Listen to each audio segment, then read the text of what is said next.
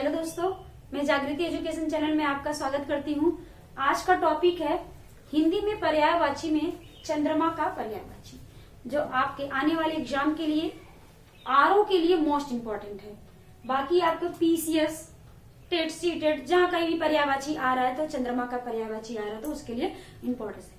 But यहाँ पे समीक्षा अधिकारी यानी आरओ रिव्यू ऑफिसर के लिए आपका मोस्ट इम्पोर्टेंट है चंद्रमा। यहाँ से अगर आपने जितना हमने दिया है जो क्लिष्ट वर्ड है पर्यायवाची में, जो अक्सर आप नहीं पढ़े रहते और आ जाता है, कंफ्यूज हो जाते हैं, उन्हीं हम पर्यायवाची को रखें, वरना तो बहुत है पर्यायवाची चंद्रमा के। तो नॉर्मली तो आपको आते ही रहते हैं, जो आपको नहीं आते, नहीं मिल पाता, आपको बहुत कठिन लगता, उन शब्दों को हम यहाँ पे पर्याय को रखे हुए हैं। तो अगर आप इसको पढ़ लेंगे तो ये मोस्ट इम्पोर्टेंट इसमें से आती है। जो आया हुआ है विगत वर्षों में या किसी में तो उसको हम बताते चलेंगे। ज्यादातर क्वेश्चन तो इसमें जितने भी शब्द हैं पर्यायवाची सब आए हुए ही हैं, और जो आने की संभावना है एक दो ऐसे भी इम्पोर्टेंस हम इसमें पर्याय रख दिए, ताकि आपका किसी भी प्रकार से पर्याय चंद्रमा का है तो छूटे ना। तो ये रहा आपका चंद्रमा का पर्यायवाची। तो पहला है पर्यायवाची मृगांक। क्या है? मृगांक। आप जैसे इसको देख लिए कंफ्यूज ना हो तो इसको हम थोड़ा एक्सप्लेनेशन करते हुए चलेंगे। जैसे मृग प्लस अंक, जिसके अंक यानी गोद में, मृग प्लस अंक क्या होगा इसका? ऐसे हम शब्दों को तोड़ के अगर हम उसका अर्थ निकालें तो हमको प्रॉब्लम नहीं होता। मृग प्लस अंक, मृग मतलब होता है हिरन, तो जिसके अंक यानी गोद में मृग का चित्र हो। किसके है? चंद्रमा में जो काले धब्बे दिखाई देते तो हम तमाम प्रकार की उसमें कल्पना करते हैं। कभी हम लोग बचपन में कहते थे वहां कोई बूढ़ी औरत खड़ी बैठी है, या कोई पेड़ वहां पे है, या कोई हिरन या खरगोश, ऐसे ऐसे तमाम हम उसमें ड्राइंग बनाते रहते हैं। तो उसी को बताया गया जिसके अंक में मृग का चित्र हो, अर्थात मृगांक। तो देखने में उसमें जो धब्बे दिखाई पड़ते हैं, कम चमकते हैं, वही उन्हीं के आधार पर उनका नाम रखा गया है मृगांक, जिसके गोद में मृग का अंक हो, यानी चंद्रमा। क्या होगा इसका? चंद्रमा। मृग शशांक, सेम वही है, शश माने खरगोश, शश प्लस अंक तो शशांक हो गया। यहाँ पे क्या होगा? हम शब्दों को तोड़ेंगे और शब्दों के अर्थ को निकालेंगे। अंक मतलब होता है गोद, अनेकार्थी है फिलहाल अंक, यहाँ पे हम गोद ही लगाएंगे। क्या है? गोद, यानी गोद में उसके क्या है?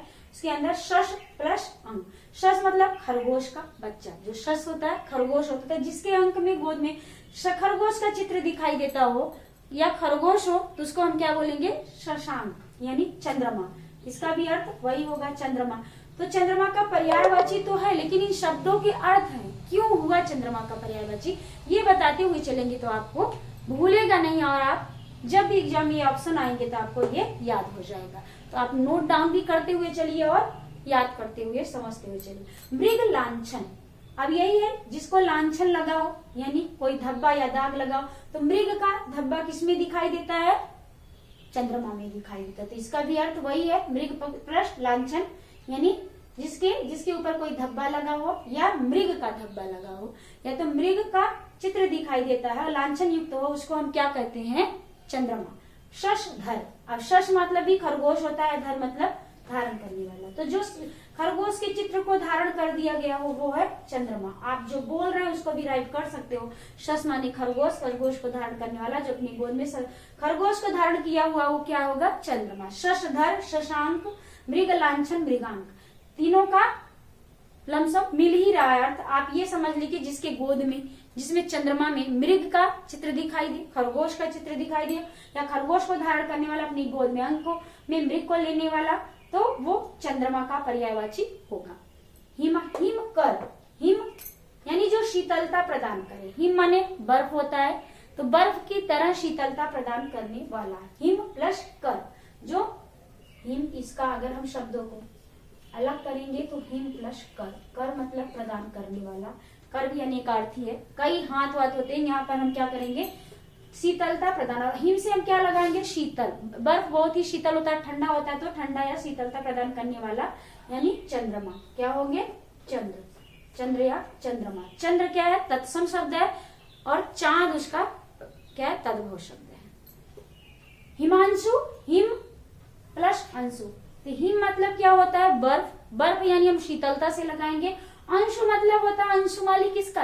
अंश मतलब होता है किरणें, तो शीतलता की तरह किरण देने वाले। अब यहाँ पे हम शब्दों को तोड़ते हुए चलेंगे। हिम प्लस अंश, अंशु का मतलब होता है किरण। क्या होता है? किरण। तो जो शीतल, इसका मतलब होगा हम शीतल से लगाएंगे। क्या लगाएंगे? शीतल से लगाएंगे। तो हिम की तरह यानी बर्फ की तरह शीतलता, जिसकी शीतल किरणें हो, उसको हम क्या कहेंगे? हिमांशु। हिमांशु मतलब चंद्रमा।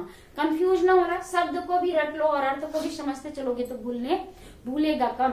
और सुधाकर, सुधा मतलब होता है अमृत, सुधा प्लस कर मतलब प्रदान करने वाला, अमृत के समान शीतलता प्रदान करने वाला।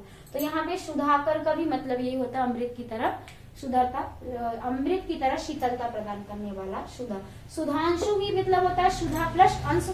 अंशु का मतलब होता है किरण, और सुधा अमृत के समान किरण प्रदान करने वाला।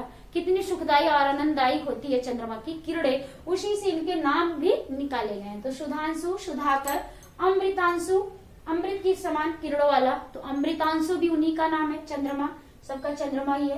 डेफिनेशन करते चलते हैं। चंद्रमा, अमृतांशु, अमृत प्लस अंशु, वही अर्थ निकल के आ रहा है। अंशु, अंशु मतलब किरणें होती हैं। और शीतांशु, शीतलता प्रदान करने वाले, शीतलता। अंशु मतलब शीतल किरणें, क्या होंगी? शीतल किरणें प्रदान करने वाले। और सबका मतलब होगा चंद्रमा। तो ये चंद्रमा की पर्यायवाची है, किस तरह हुआ है इसको हम बताते चल रहे ताकि आपको भूले ना, आप अर्थ भी निकाल के उसका ऑप्शन लगा सकते हैं। तो सुधांशु यानी सुधा मतलब अमृत, अमृत के समान किरण वाले। अमृतांशु डायरेक्ट दिया, अमृत की समान किरण वाले। शीतांशु शीतल जिसकी किरणें हो, ऐसा चंद्रमा। और यहाँ पे आ गया इंदु। अब इंदु भी नाम कैसे पड़ा? इंदु माने भी चंद्रमा होता है। तो इंदु का मतलब होता है गीला करना या जल से संबंधित है। तो ये जल कैसा होता है? शीतल होता है। और इंदु का मतलब गीला होता है। चंद्रमा के बढ़ने घटने के आकार पर समुद्र में क्या होता है? ज्वार भाटा आते हैं, तो जल को कम और ज्यादा करने वाला इंदु यानी चंद्रमा। और इंदु से जैसे अब समझ लो, जल से समुद्र से कौन निकला है? लक्ष्मी निकली, उनका नाम इंदिरा भी पड़ा है, यानी जल से निकलने वाली, उत्पन्न होने वाली इंदिरा। ऐसे इंदु भी नाम दिया गया है। तो इंदु का मतलब होता है चंद्रमा। क्या होगा? चंद्रमा, चंद्र। राकेश, राका प्लस